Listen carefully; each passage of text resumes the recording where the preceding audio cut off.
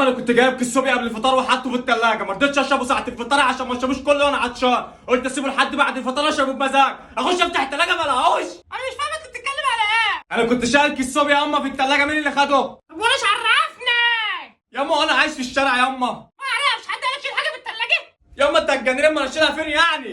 قول من قدامي بقى. يا رب والنبي ارحمني يا رب. ايه ده في ايه؟ يلا حشو. ايه ده؟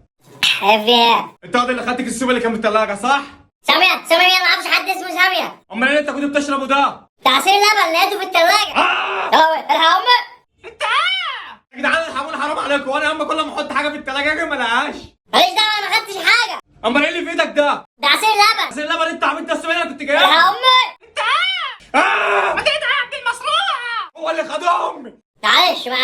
ما بيقول لك عصير لبن اهو. عصير لبن يا ستي، تكبروا في حاجه اسمها عصير لبن. ما تدعي بعد انت انزل هات لي واحد اللي غيره. قاعد يقولوا منين؟ الحق امي. بس بقى. انا عايز كيس صوبيا غيره. سامية مين يا عم الحاج؟ ده عصير لبن. عايز كيس صوبيا غير اللي هو شربه، ماليش دعوه، الكيس ده ب 20 جنيه. وانا اجيب لك 20 جنيه منين؟ ماليش فيه.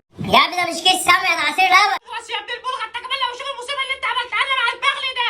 هذا امي ماشي. يلا يا امي. احنا بنجيبوا لك بكره على الفطار. هو انتوا بتجيبوا صوبيا على الفطار؟ احنا هنزيد ده، هو هيقول لك استمرك احيانا ب 10 جنيه وكيس عرقسوس الابيض بيشحتوا من على النص. انت هتغور في ده ولا لا؟ طيب ماشي يا امي، والله انا بقعد معاك في الشقه تاني. طب يلا غور في ده.